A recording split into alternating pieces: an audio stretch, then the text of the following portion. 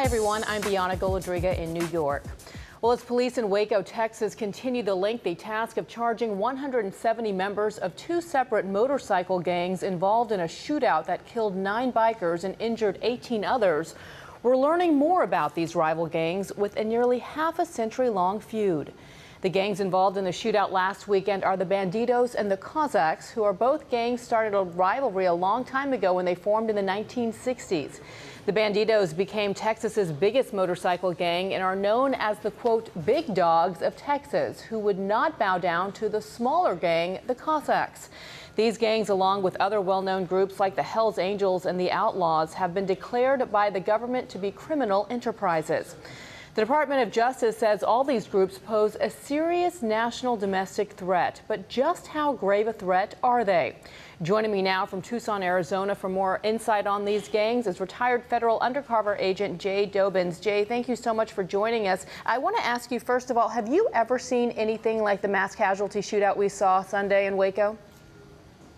Yeah, I have. I was actually involved in the Hells Angels Mongols casino war in Laughlin, Nevada in 2002. So what took place in Waco was no shock to me. How concerned are you about the growing threat of violence that these gangs pose?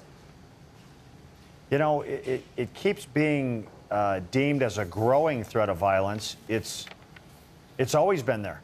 I think the event in Waco, in a public venue with that many people involved, 9 dead bodies, dozens in the hospital, it shocks us as a society as to how these guys conduct their business. But they act like this all the time. And so what can federal authorities do? I mean, what's so brazen about this incident is that these gang members were meeting knowing that the police were actually outside of this restaurant establishment, Twin Peaks, and still continue to shoot and attack each other.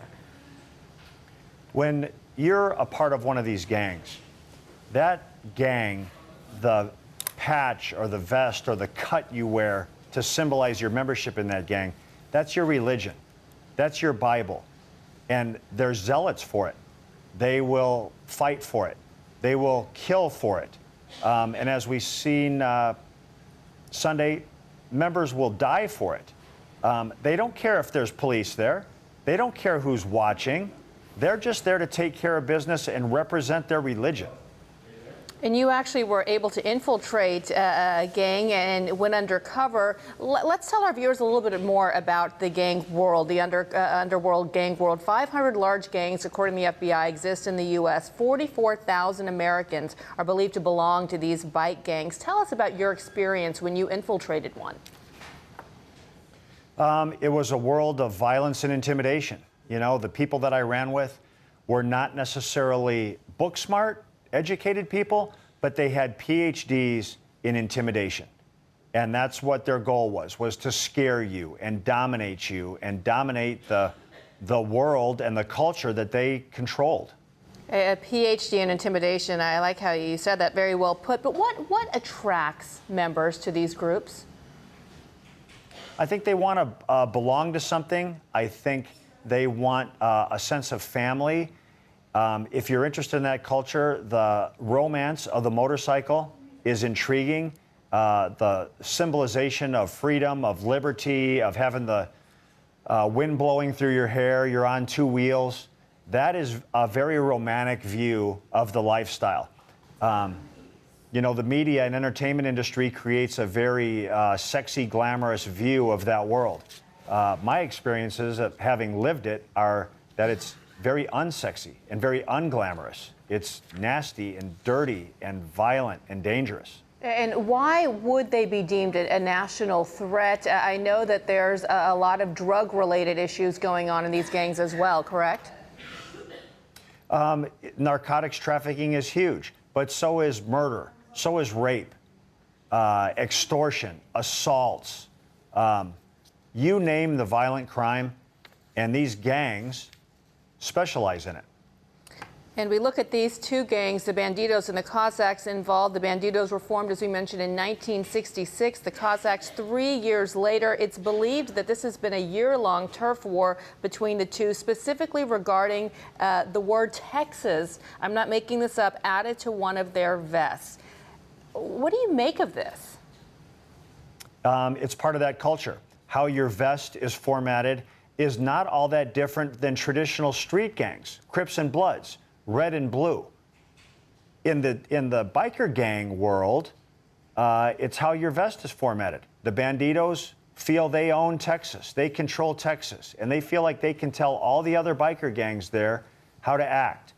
The Cossacks put a Texas bottom rocker on their vests in defiance of the Bandidos, and that they basically said, we don't respect you. We're not your step and fetch. You don't tell us what to do.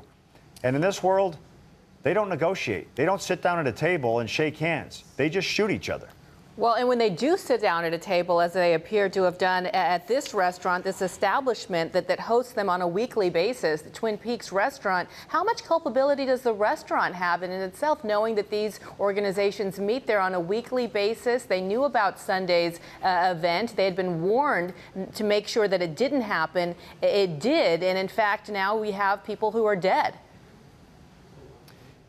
If the reports are accurate that the management staff of the restaurant was encouraging the presence of these people and encouraging this meeting, then I don't think they were very responsible owners for the citizenry of Waco, for the people that come to visit their establishment to eat and have something to drink.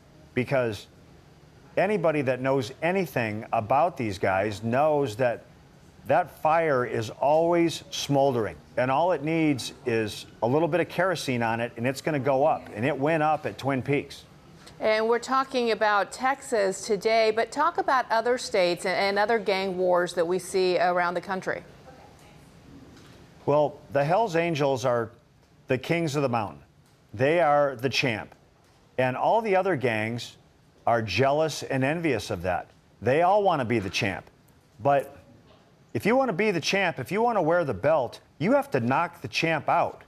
You don't get to tie. So the Hells Angels are at war with pretty much everybody because everybody wants to be acknowledged and recognized as the king of the mountain. The Hells Angel Mongol War in California is much like the Bandito Cossack event that happened in Waco. It stemmed from Mongols putting a California bottom rocker on their vests 30 years ago in defiance of the Hells Angels authority. And now there's, hundreds of dead gang members behind this over the course of those years, and gallons and gallons of blood spilled, all stemming from how the vest was formatted. So how do we move forward? How does law enforcement curtail these organizations that seem to not be intimidated by them? I know that those in jail now are facing charges of engaged in organized crime. Bond is set at $1 million. You don't think that's going to stop them going forward, do you? No, money's not an issue for them. Money's not going to stand in their way. I think not only as a society are we somewhat naive to how they operate, I think in law enforcement, in many cases, we're naive to how these guys operate because they handle a lot of their business behind the scenes. And an event like this pops up and everybody's eyes pop open. Like, these guys are dangerous. We need to pay attention to them. And then they're dangerous every day. This takes place every day. And we, as law enforcement, we should be on top of that. We should be doing a much better job of investigating them than we do. And whose responsibility is that ultimately? Is it the FBI's? I mean, specifically in wake of Sunday's shooting, I know that a memo has gone out to warn police officers that members of the gangs will be traveling north and arming themselves. I don't think the responsibility can be laid on one agency. I don't think we can say this is the FBI's problem or ATF's problem or DEA's problem. I think it's a joint effort between federal, state, and local law enforcement agencies to pay attention to what's going on in their areas and their communities, to monitor who the membership is, what kind of attitudes they're holding, who they have conflicts with. And, our world and our country is so crime infested. There's only so many police officers and detectives and agents out there. And so everybody's trying to do the best they can to keep a cap on all this, but Man, we live in a violent time and in a dangerous culture. And law enforcement, to some extent, is overwhelmed with the amount of business out there that they have to tend to. And it sounds to me as if you think retribution is not now all going to be anything but a given now. We're going to expect it. Yeah, these guys don't forgive and they don't forget. There's going to be no handshake. There's going to be no turning your back and walking away. They're going to seek opportunities for retaliation. When and where those happen, you know, they might be chance, they might be planned, but they're going to happen. Well, Jay, we really appreciate your insight. This is obviously an area that we do not cover nearly enough. So I want to thank you for joining us and telling us about these organizations. And hopefully you can come on with us soon as well. Thank you for having me. Thanks, Jay. And thank you for watching. I'm Fjdkgfhvs in New York.